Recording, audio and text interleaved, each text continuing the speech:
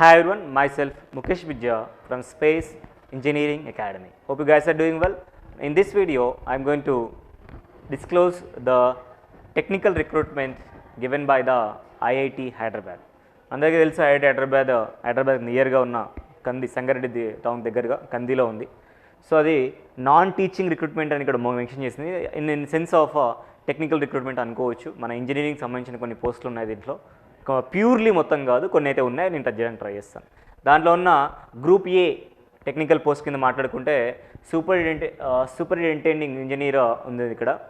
ఇది PL13 scale లెవెల్లో ఉంది. గుడ్ పే స్కేల్లో ఉంది, very good pay scale. 50 years upper age limit ఉంది ఇక్కడ, చూసుకోవచ్చు మీరు. నెంబర్ ఆఫ్ పోస్టులు 1 ఉన్నాయి.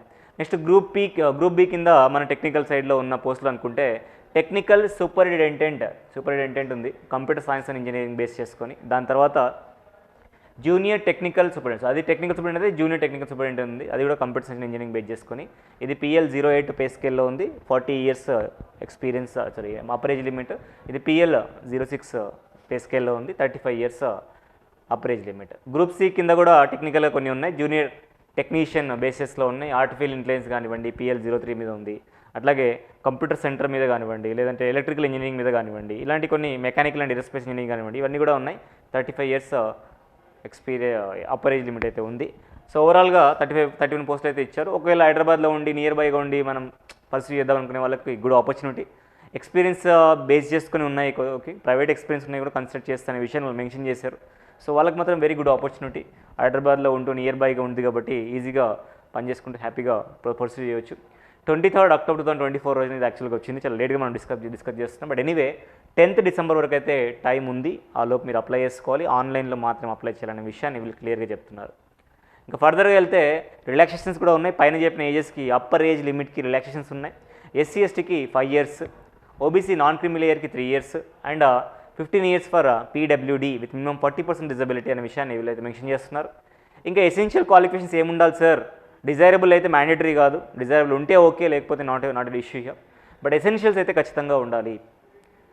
అయితే సూపరింటెండెంట్ ఇంజనీర్ ఉందో, సూపరింటెండెంట్ ఇంజనీర్కి bachelor degree in civil engineering ఉండాలి అండ్ 13 years ఆఫ్ ఎక్స్పీరియన్స్ కావాలంట వీళ్ళకి.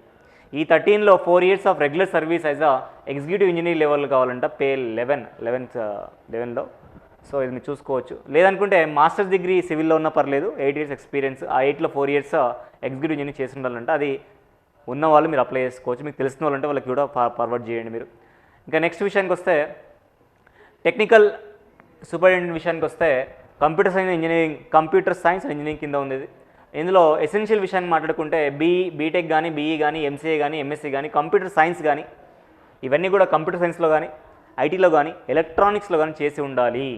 3 years of hands on experience on DevOps engineer మీద కనుక మీకు ఎక్స్పీరియన్స్ ఉంటే, మీకు కానీ మీకు తెలిసిన వాళ్ళకి కానీ ఉంటే definitely can apply for this.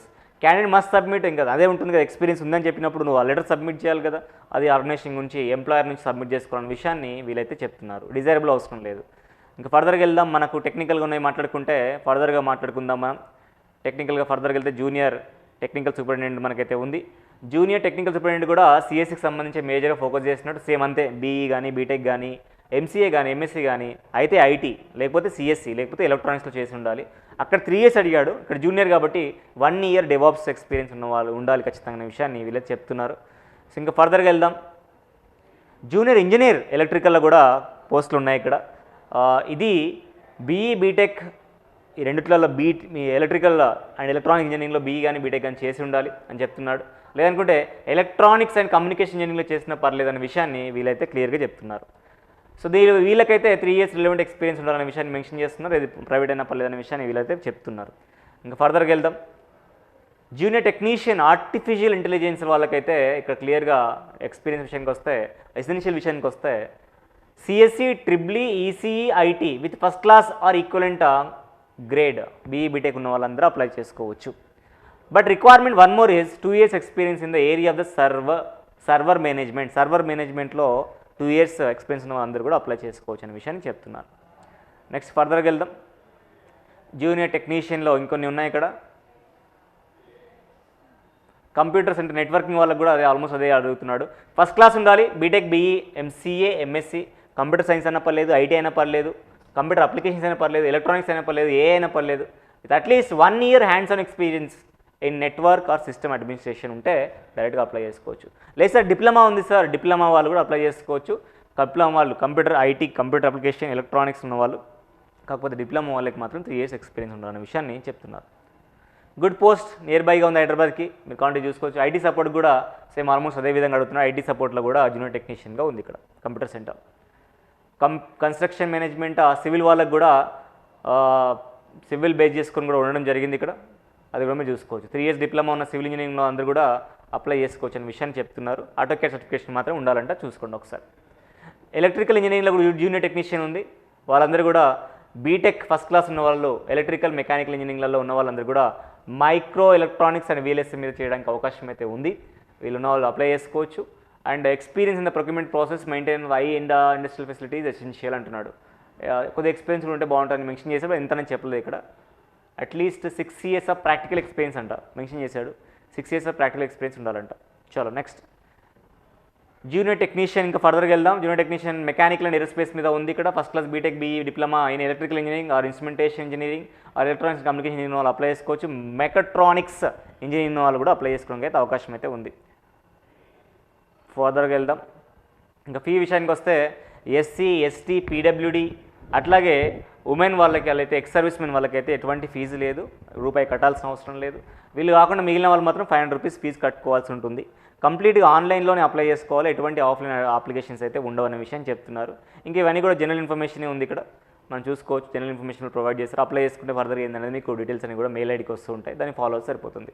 So last date for the online application will be 10/12/2024, December 10 వరకు అవకాశం అయితే ఉంది. As soon as possible required essential qualifications అన్నీ కనుక ఉంటే మాత్రం యూ ప్లీజ్ అప్లై. మీకు తెలిసిన వాళ్ళు ఉన్నా కానీ ఇన్ఫర్మేషన్ వాళ్ళకి పాస్ చేయండి, జస్ట్ వీడియోని వాళ్ళకి ఫార్వర్డ్ చేయండి.